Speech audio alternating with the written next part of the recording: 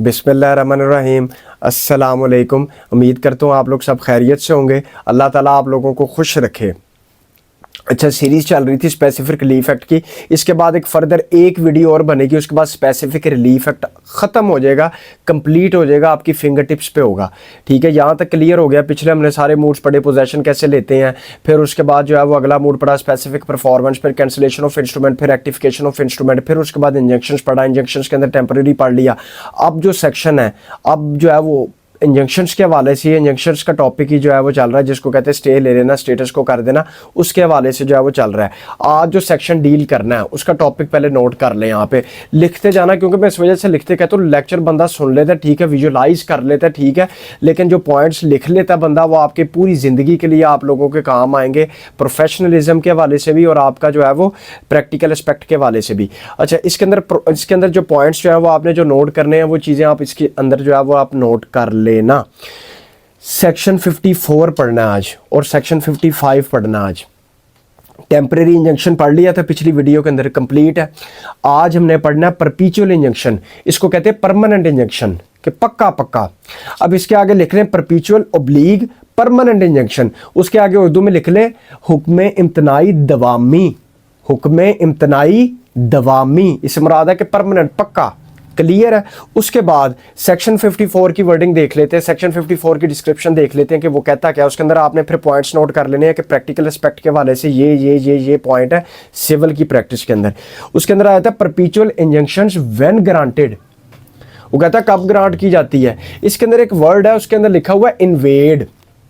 Invade का मतलब होता है हमला करना, हमलावर होना, हक मारना, हक खा जाना, हमला करना, असॉल्ट। ये क्लियर हो गया। इन्वेड, इसका इस इन्वेड का मतलब ये होता है।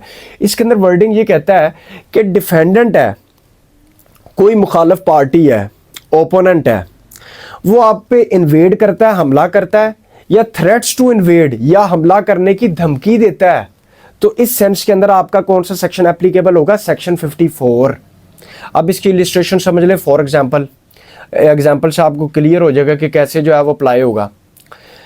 कोई बंदा बैठा है, टेनेंट बैठा है, कोई पर्सन है, मैं इधर बैठा हूँ, मुझे कोई बंदा आके कहता है कि भाई घर खाली करो, मैं शाम को आपसे जो है वो घर खाली कराने आ रहा हूँ, एक चीज़। या फिर आप पे हमलावर हो रहा है कि घर खाली करो, ये चीज़ आ गई। या आप नॉर्मल एग्जांपल ले लेते हैं कि शाम को जो है वो मैं आपके घर आ रहा हूँ, या घंटे तक आ रहा हूँ, या कुछ देर बाद जो है वो मैं आपके घर आ रहा हूँ, आपसे कब्जा जो है वो लेने आ रहा हूँ, बंदे लेके आ रहा हूँ, फलां कोई भी चीज़ है।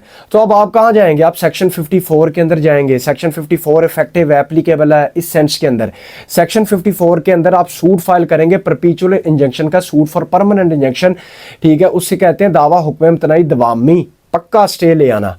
फिर आप कोर्ट के अंदर सूट फाइल करेंगे सेक्शन 54 के तहत कि सर इसे यहीं पे रोक दिया जाए, ये बंदा मुझे धमकी दे रहा है कि मैं आपसे घर खाली करवाऊंगा, या कोई अदर मैटर है जिसे आपको लगता है कि मुझे इन्वेड कर रहा है, या थ्रेट्स टू इन्वेड, या मुझे हमला करने की कोशिश कर रहा है, या हमला कर रहा है, ठीक है, या उसकी धमकी दे रहा है, तो इस सेंस के अंदर सेक्शन 54 के अंदर आपने कोर्ट के अंदर सूट फाइल कर देना है कि सर इसको यहीं पे रोक दो, ये मेरे पे जो है वो मुझे थ्रेट कर रहा है, या मेरे पे हमला कर रहा है, तो उसको यहाँ पे जो है वो स्टे ग्रांट कर दें, ताकि जो है ये बंदा मुझे जो है वो कुछ कह ना सके, पुलिस मेरी इमदाद करे, पुलिस मेरी मदद करे। यहाँ तक कंसेप्ट क्लियर है। ये इस सेक्शन का पूरा एक खुलासा था, समरी थी, इस कंसेप्ट था इलिस्ट्रेशन के साथ।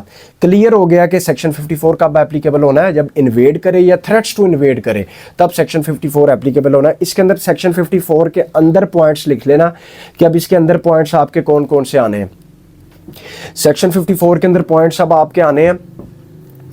अब यहाँ पे पॉइंट्स नोट कर लेना, हेडिंग दे लेना, पहला पॉइंट लिख लेना।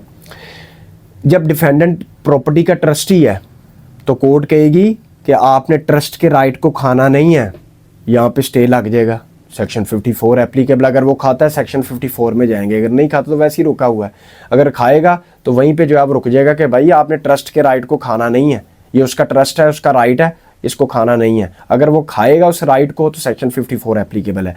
दूसरे नंबर पे आ जाता है जब पिकूनरी कंपनसेशन, पिकूनरी कहते हैं मालियती को, जो पैसे का मामला हो, जैसे कहते हैं नहीं पीछे पढ़ा है हमने, money is not adequate relief, जहाँ पे मनी एडिक्वेट रिलीफ नहीं होगी या सर्टेन नहीं होगी, क्लियर नहीं होगी, तो इस सेंस के अंदर आपका क्या होगा, परपीचुअल इंजेक्शन का सूट फाइल कर सकते हैं कि सर इसको मतलब कि यहाँ पे क्लियर नहीं है तो परपीचुअल इंजेक्शन वहाँ पे इफेक्टिव है, एप्लीकेबल है। यहाँ तक क्लियर हो गया। फिर उसके बाद अगला, जब डैमेज सर्टेन नहीं है, डैमेज आपका क्लियर नहीं है कि कितना नुकसान हो सकता है, कितना क्लियर, कितना कम कंपनसेशन मिल सकती है, वो भी क्लियर नहीं है, तो सूट फॉर परपीचुअल इंजेक्शन में जा सकते हैं कि सर इसको रोक दिया जाए, यहाँ पे ये चीज़ मुझे पे कर रहा है, इसको यहाँ पे रोक दिया जाए, जब आपके डैमेज सर्टेन नहीं है। यहाँ तक ये कंसेप्ट क्लियर हो गया, ये इसके मेन पॉइंट्स थे। उसके बाद हाँ एक और आ जाता है, आपके खिलाफ कोई भी सूट फाइल कर देता है, कर दिया तो आपको जैसे सेक्शन 10 और सेक्शन 11 है सीपीसी का, वो कहता है एक रेस्ट सब जुडिशियल स्टे ऑफ सूट है सेक्शन 10, और एक सेक्शन 11 उसको कहते हैं रेस्ट जुडिकाटा।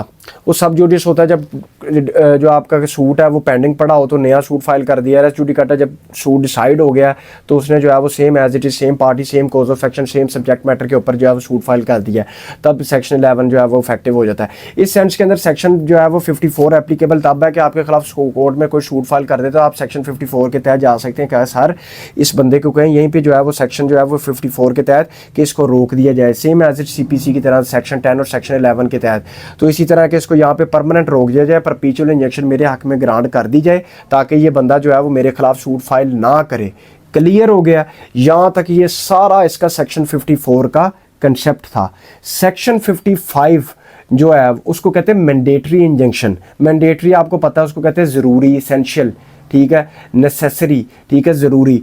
इससे मुराद है कि कोई कंट्रैक्ट एग्रीमेंट के वाले से कोई चीज़ आ जाती है, इसके अंदर same as it is grounds आपने परमानेंट और परपीचुअल इंजेक्शन की रखनी है कि मैंडेटरी इंजेक्शन किस तरह ग्रांट की जाती है, जैसे परमानेंट और परपीचुअल इंजेक्शन जो है वो ग्रांट की जाती है, जिस तरह हमने सेक्शन 54 में भी पढ़ा है।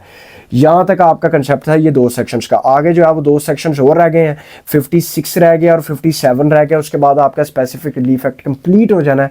फिर उसके बाद इंशाल्लाह इलीगल डिस्पोजेशन एक्ट पढ़ेंगे, वो बहुत इंपॉर्टेंट है। तो ये 2 सेक्शंस आपने अपनी फिंगर टिप्स पे रखने हैं, 54 और 55। 54 के अंदर परपीचुअल इंजेक्शन वो कौन सी ग्राउंड्स है, ठीक है, कब जो है वो ग्रांट की जाती है, और उसके बाद इन्वेड का क्या मतलब है, थ्रेट्स टू इन्वेड का क्या मतलब है, फिर कब जो है वो ग्रांट होनी है, वो भी सारे पॉइंट्स लिख लिए हैं। 55 के अंदर मैंडेटरी इंजेक्शन है, मैंडेटरी इंजेक्शन कब ग्रांट की जाती है, सेम परपीचुअल इंजेक्शन के एज इट इज़। बाकी ये आपका दोनों सेक्शंस का कंसेप्ट था। बाकी इसको जो है वो नोट लाजमी कर लेना, बाकी दुआओं में याद रखिएगा। Thank you very much. Allah हाफिज़।